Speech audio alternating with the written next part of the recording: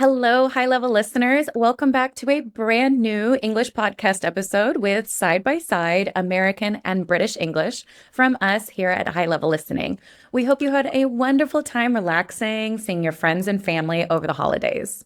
Yes, absolutely. And we hope you feel refreshed and ready to take your English to the next level with us. And today we're back with our first vocabulary podcast episode of 2026.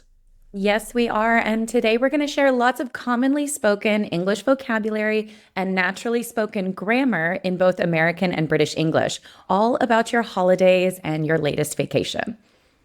Yes, so this will be perfect for helping you talk to your English speaking colleagues, classmates, or friends about what you got up to or what you did over the holidays in natural conversational English. So remember that as always, you can find over 100 PDFs and transcripts for all 5 seasons of our vocabulary episode in our high level listening study pack on PayHip.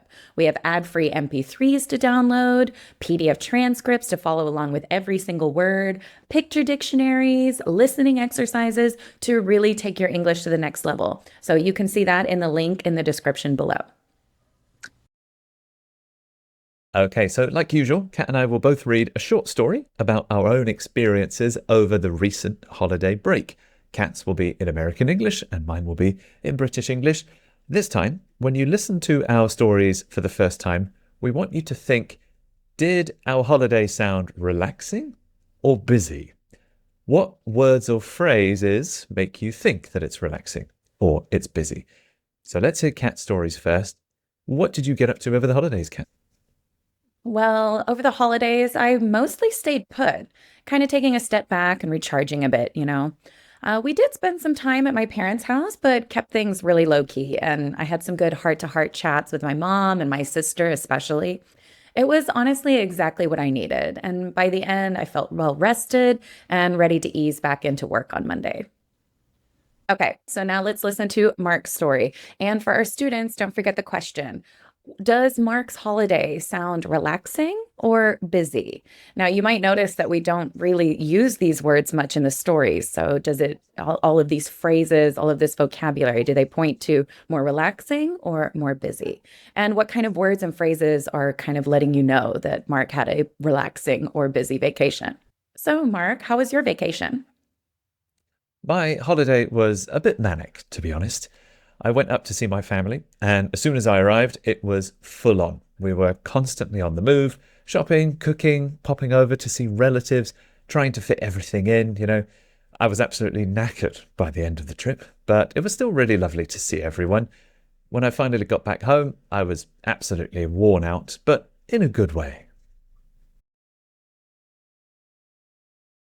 All right, so those are both of our stories. Don't worry if you didn't catch everything the first time. We're about to go back to the beginning and go through them one more time. And we'll talk about whether they were relaxing or busy. We'll give you the answers.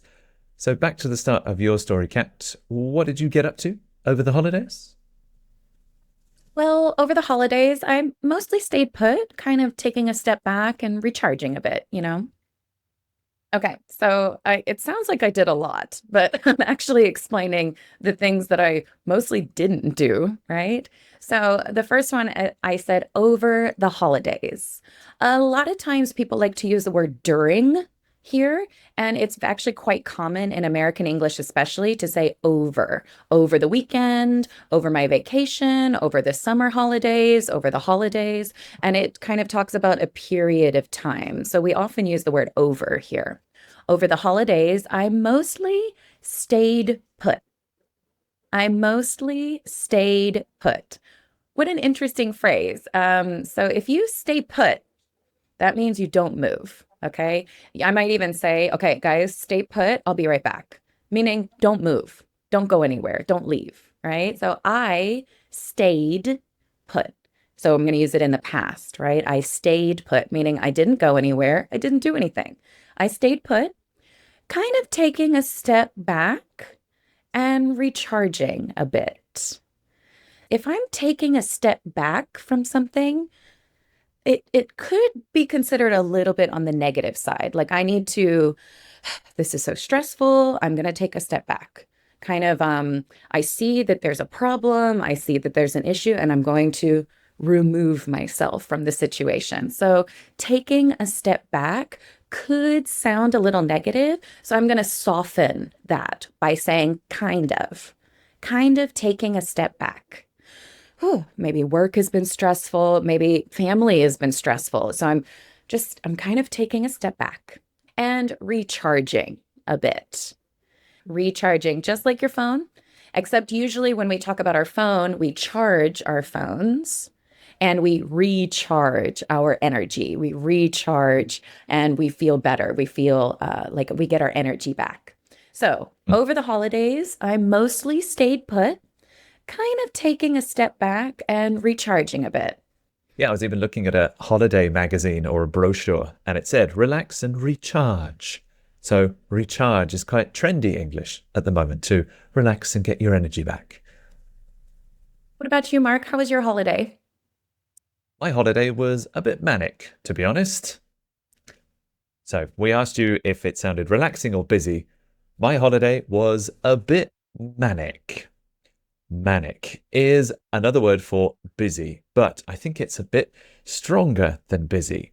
If you said, I am busy, it means I have a lot of things to do. I had a lot of tasks, a lot of errands, but it sounds like I can manage it. I can do everything I need to do. I'm busy, but it's possible. Manic sounds like I have too much to do.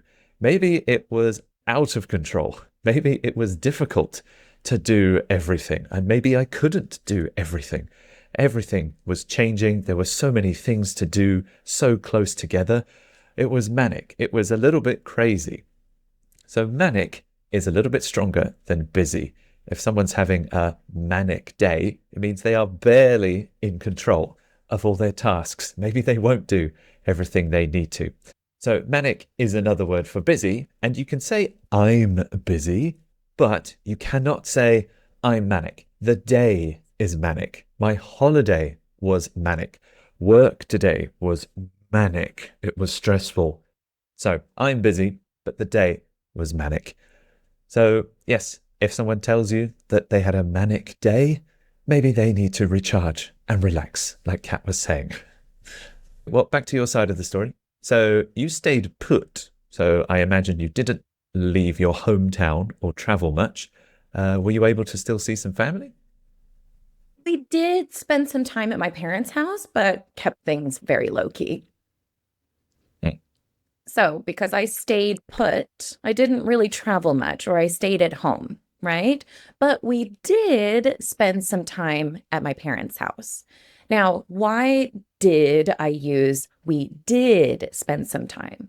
Well, because Mark thought, oh, so you stayed home. Oh, no, no, no. I did do something else. So this is kind of we have a juxtaposition here. Mark thinks I didn't do it, but I did. So I wanted to just give some emphasis that, oh, well, we did spend some time at my parents' house. Now, sometimes I hear my students say my parents' home, and that's totally fine. But I think in this case, because I don't live there, I would say my parents' house, my sister's house, my brother-in-law's house.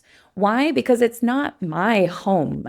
It's not the place I live or have feelings about, right? So I would usually say at my parents' house or at my sister's house, at my grandparents' house, but kept things low key. Now, this is a good word here. Keep it low key, kept it low key. And we're going to say kept things low key. So when we have that KEPT, the past tense of keep, kept things low key.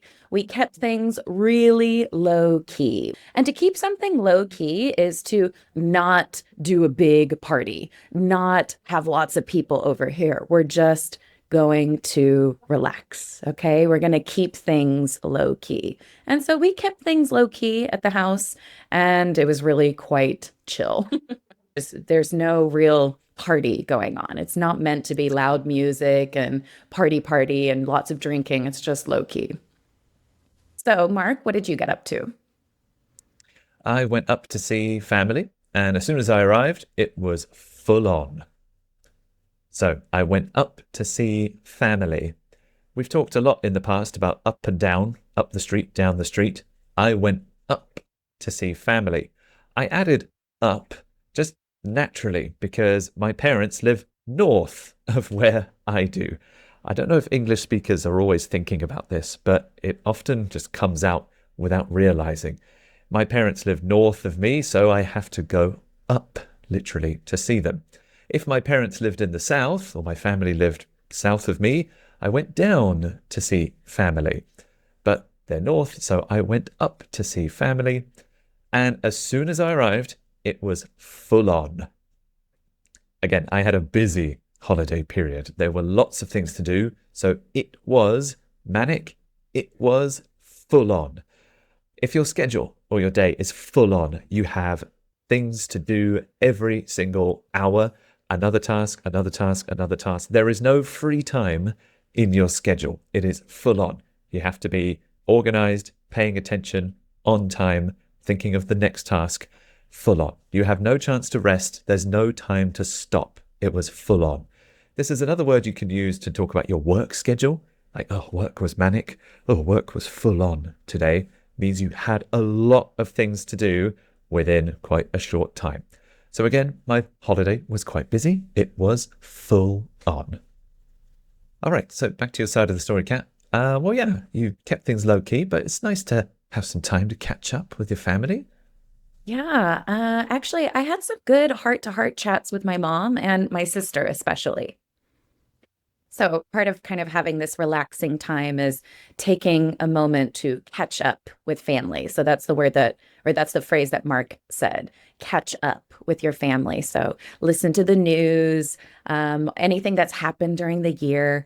And another way to kind of talk about sharing feelings with your family as well is that you had a heart to heart chat, or you could just say, I had a heart to heart.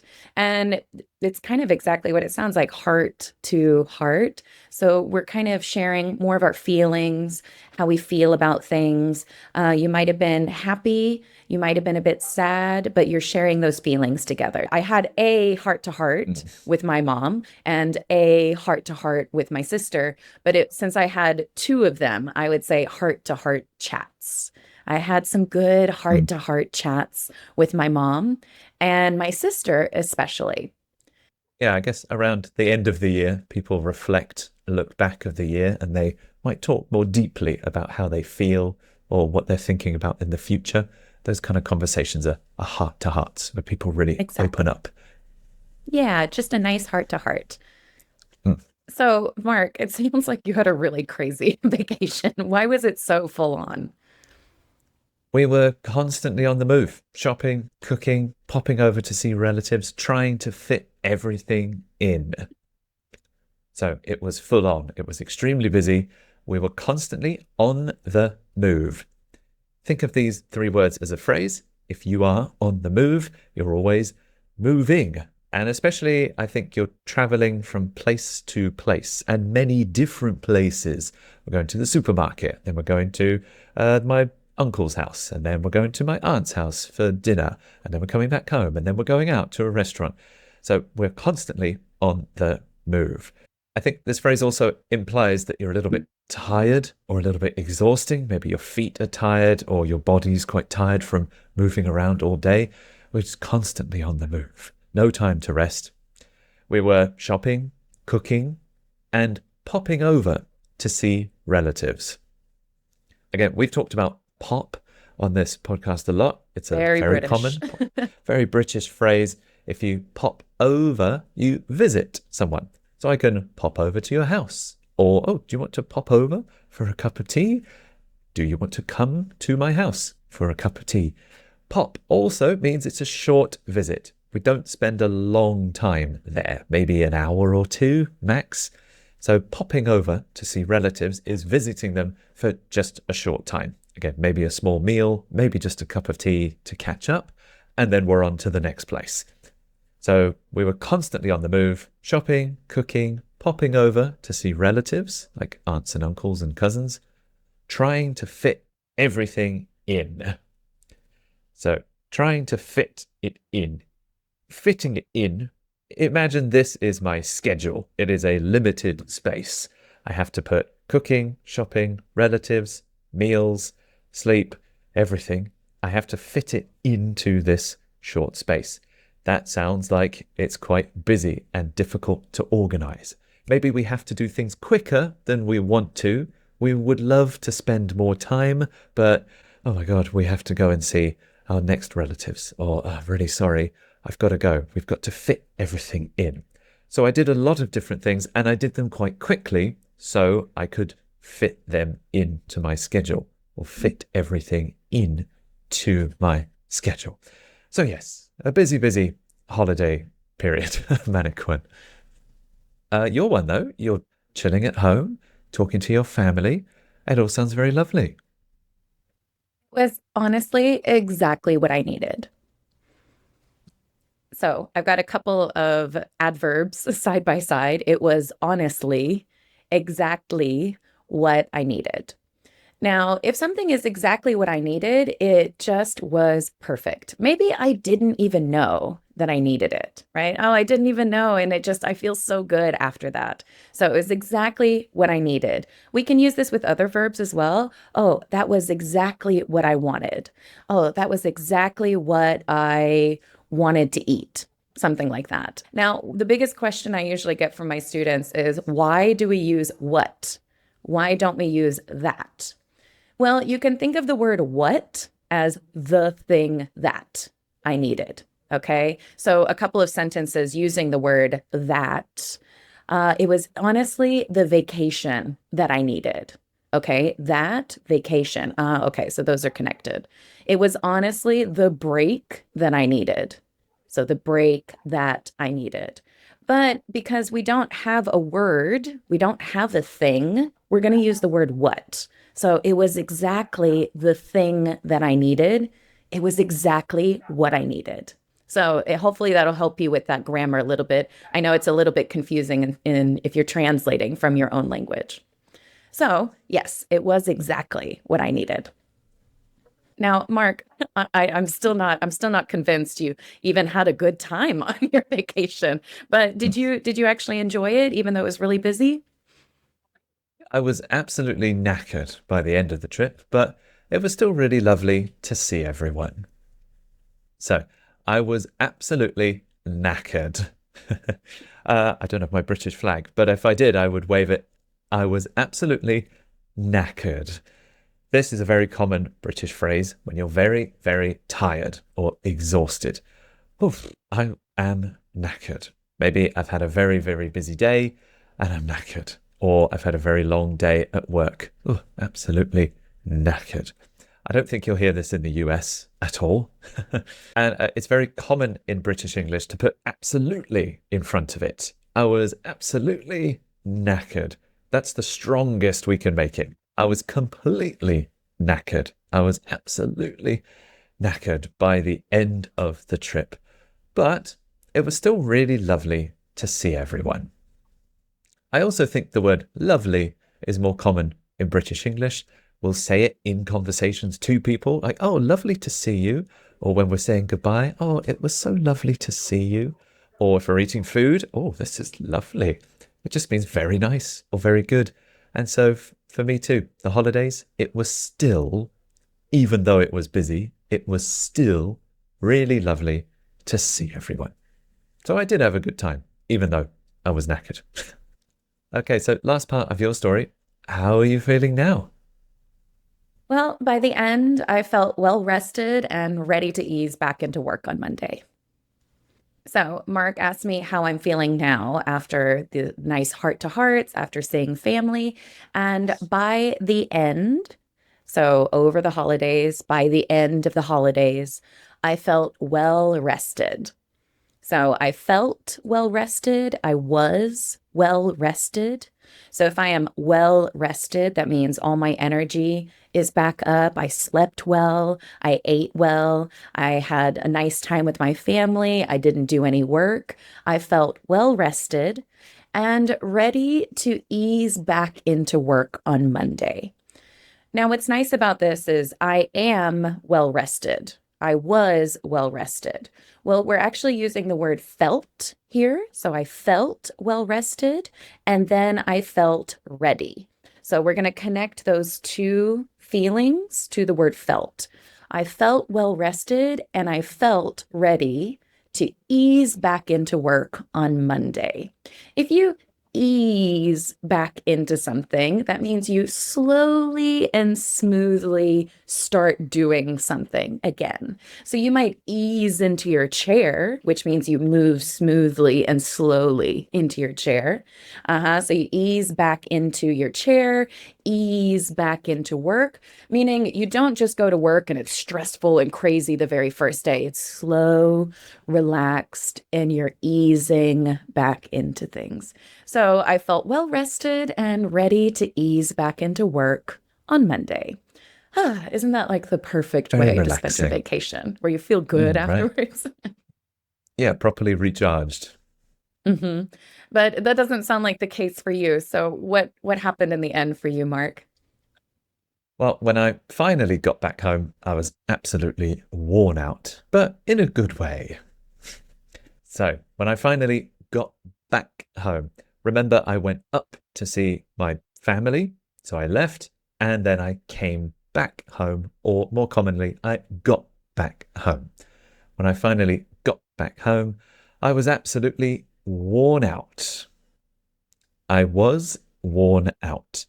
If you feel worn out, then you are absolutely tired. You're extremely tired. You're knackered or exhausted, especially after you've done a lot of exercise or after you've had a very busy or very long day. You're like, oof, I am worn out and I need rest.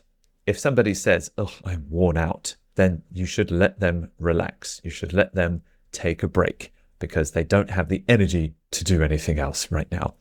Some people feel like this after the holiday season. It's very busy, visiting lots of friends, family, traveling, eating, etc. So maybe by the end of the holiday, you feel worn out. It's like you need another holiday after your holiday to recover. So I was absolutely worn out, but in a good way. So it was nice to see my family. It was lovely to see everyone. So sometimes you feel whew, exhausted, but also satisfied or quite content, or it's quite rewarding to see everyone catch up and see that everyone's okay and all feeling well. So you might be tired, but happy at the end of your holiday. That was the case for me. So I was worn out, but in a good way. So let's go ahead and hear the stories once more. And remember, we want to hear from you in the comments whose vacation was relaxing and whose vacation was busy. So what did you get up to over the holidays? Well, over the holidays, I mostly stayed put, kind of taking a step back and recharging a bit. We did spend some time at my parents' house, but kept things really low key. And I had some good heart-to-heart chats with my mom and my sister, especially. It was honestly exactly what I needed. And by the end, I felt well rested and ready to ease back into work on Monday. What about you, Mark? How was your vacation? My holiday was a bit manic, to be honest. I went up to see family, and as soon as I arrived, it was full on. We were constantly on the move, shopping, cooking, popping over to see relatives, trying to fit everything in. I was absolutely knackered by the end of the trip, but it was still really lovely to see everyone. When I finally got back home, I was absolutely worn out, but in a good way. All right, so now we kind of have a little bit of a back and forth conversation. Maybe you don't need to tell your whole story, but if I see Mark or something at work, this might be how the conversation goes. Hi, Mark, nice to see you back. What did you get up to over the holidays?